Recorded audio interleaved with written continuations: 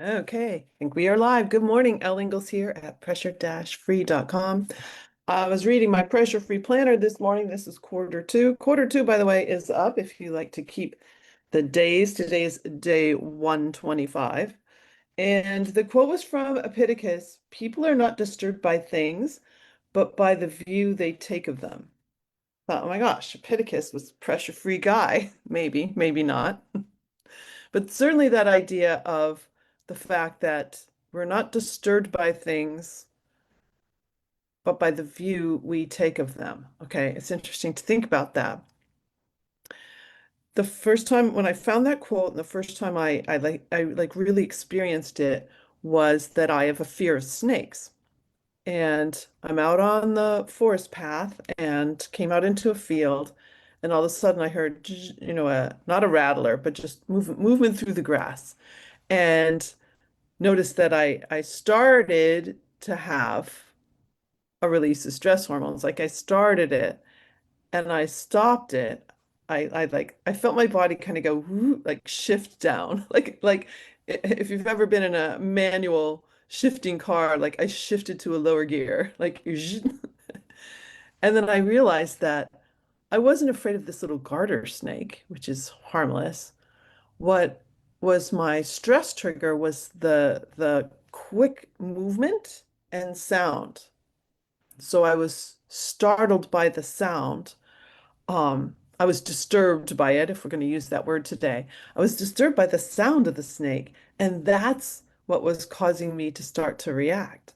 That was a game changer because just this spring I was out and there was a sweet little garter snake. I heard it first, and my first response was to start to release those hormones, and I didn't do it.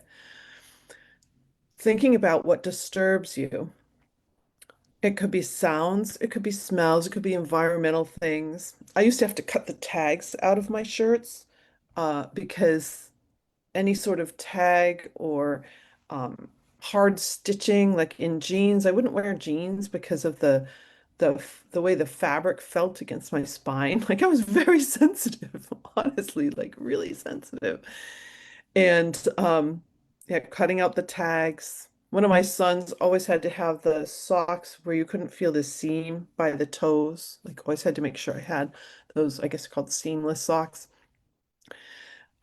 Very, sensitivity is a real thing. If your child or you, if you have eczema, it's a sensitivity. It's actually stress response, continually stressing, but also that's affecting, creating such a sensitive skin. I'm so much less sensitive now, which is interesting to me. But when I was writing this reflection, I talked about things like spiders, snakes, bats, sirens. My son and I, there's a little cute little port. I'm leaving Cambridge today, but there's this cute little outdoor seating area here. It's very nice. And so my son and I were eating meals here, and I was just about to take a bite, and this siren was like right outside on the street. Where I live, I hardly ever hear sirens anymore. So it's very startling, and so being on the edge of a cliff or heights, a lot of people are afraid of heights.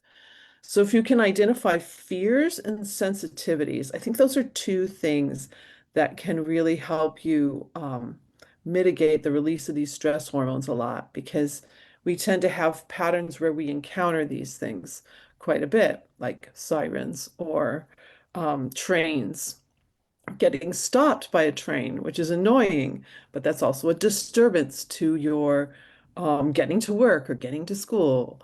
Um, so yeah, thinking about disturbances, things that disturb you. Certainly thoughts in our head can be disturbing. Um, Worries about people. I think did I talk about, I guess I wrote this in my easing this past week. So if you want to go to my website and go to the books blog vlog page, you'll see all these videos here and all streamed out if you ever want to go through those, but you'll also see my blog or my easing, and I have little articles in there. And I wrote an article that was talking about, let me see if I can, I'm not going to pull it up. Anyway, go in there, you'll see some good articles, but the idea of worries about other people, how do we even know what's happening to them in that moment? And I wrote, they might be having the time of their life, right? They might be having the time of their life, and there you are lying in bed worrying about them.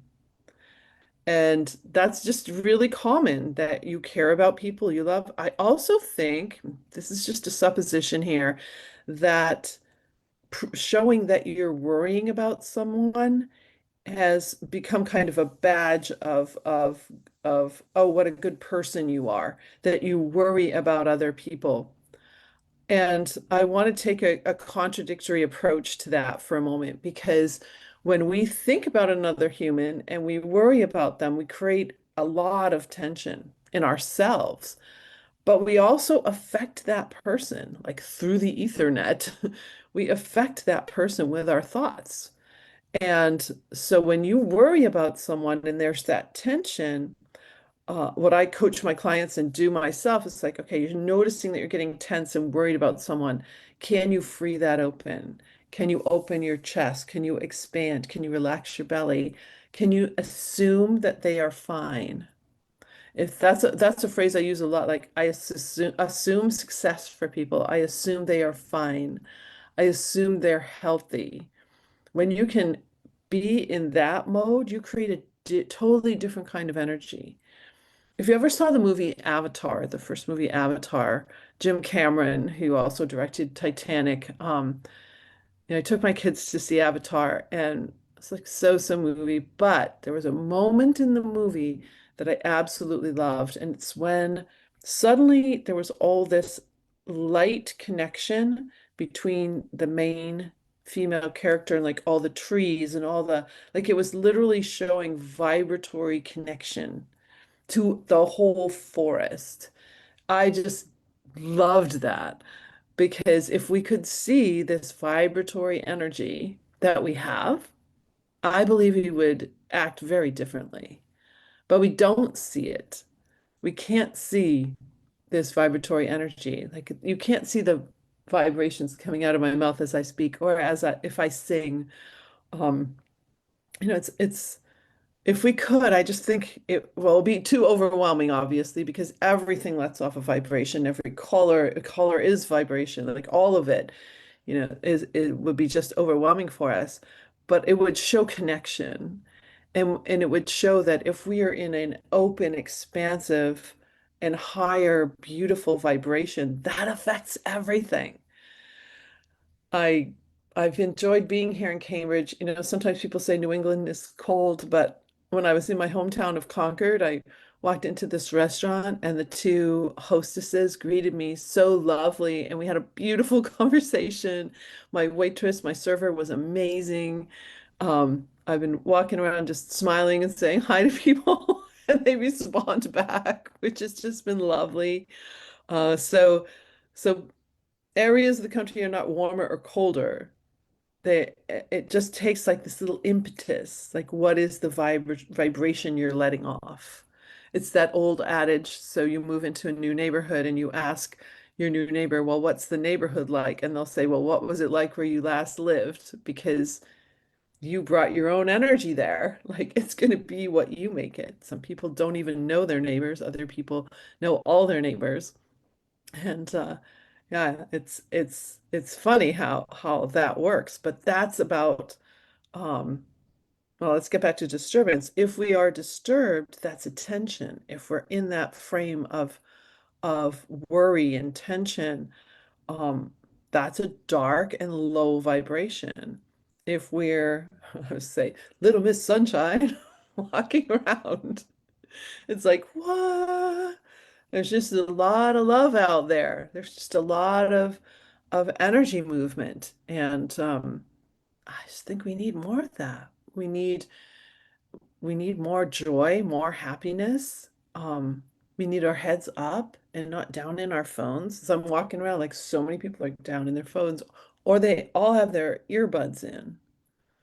And so it reminds me of the Walkman days when I was in college, but a lot of people of all ages with things in their ears, so they're not really as receptive. They'll smile, they might smile, but they're not going to say hello because they're like listening to something or talking to somebody.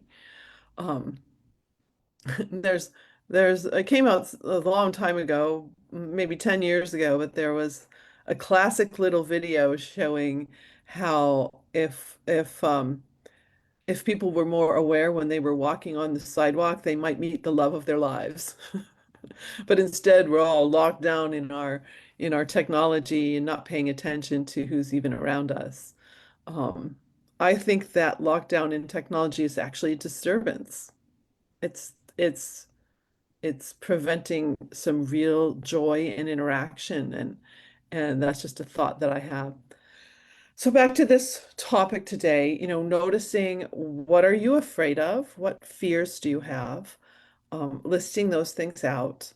I have to watch escalators now because my mother was visiting my sister in Germany, and when she was in the airport to come back to the States, there was an elderly couple ahead of her, and they had suitcases on the escalator, and they let go of one, and it came crashing down on my mother, and she got a huge gash on her head and on her hip that she was rushed to the emergency hospital in the airport and had to stay a couple more weeks to heal. So now I'm much more cautious about escalators. Like I just watch like who's ahead of me. My friend Jean, I was just on her podcast. Check it out, Jean Collins. If you look her up, um, she's got a great podcast. You'll see it on my e-zine too. I have the link to it there. But she was talking about how on a certain road in Connecticut, she's been rear-ended several times because the traffic like speeds up and then there'll be a huge slowdown and people aren't paying attention. Um, so now she's always when there's a slowdown, she checks in her rearview mirror. I do that too because we were terribly rear-ended by someone who was actually looking down in Battle Creek and just not even put the brake on, plowed right into us at a stoplight. So I was kind of looking in the rearview mirror because now there's just this little bit of fear. Now I keep my abs relaxed when I look in the rearview mirror because before my abs used to be tense. So your body gives you some clues too about what disturbs you. If you notice you're starting to tense up, is your face getting tight? Are your shoulders going up? Is your belly tightening? Like all those little things can tell you if this is a disturbance to you. Again, you've got 10 seconds. Anytime some sort of stimulus comes your way, a thought, an actual event or person or something else, you have 10 seconds to really choose yourself. I was working with a new client and I was really talking about how we get to choose ourselves and not overreact to certain situations. Um, and again, I think people think that if we overreact, we care. That's not true. That is not true. If we overreact, we're going to hurt ourselves and everybody else. So overreaction is not a form of caring. What's caring is staying calm, confident, being a rock for someone to help them move through something. That's true caring. Um, so yeah, so watch out for all the little disturbances. You have your 10-second window. I immediately go to the body for mine, but maybe yours is going to be a mind tool, like a question or a phrase. Um, Maybe you're going to ask yourself, how can I contribute here instead of get in a competitive situation? So whatever tool works best for you, I go right to my abs. I just relax my belly. That calms everything down so my shoulders don't start going up. Um, so that's what I have for you today. Watch for anything that disturbs you and know that it's not the thing disturbing you, it's that will cause to trigger the stress response. It's your view of the disturbance. I think that's quite clever from Epictetus, the Stoic philosopher back in the day and thousands of years ago. It's amazing, isn't it? And have a great pressure-free day. Not thousands.